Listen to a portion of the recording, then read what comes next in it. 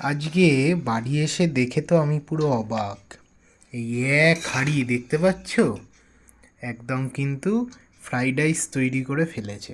এটা একদম veg fried rice. ভেজিটেবিলের পরিমাণটা কিন্তু প্রচুর পরিমাণেই আছে।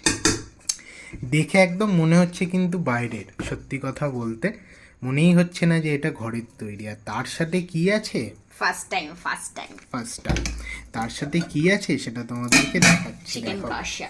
এই দেখো, কড়া ভর্তি লাল লাল একদম চিকেন কষা। উফ, কার কার দেখে লোভ লাগছে জানি না, আমার তো কথা বলতে বলতে জিভ দিয়ে জল পড়ে যাচ্ছে।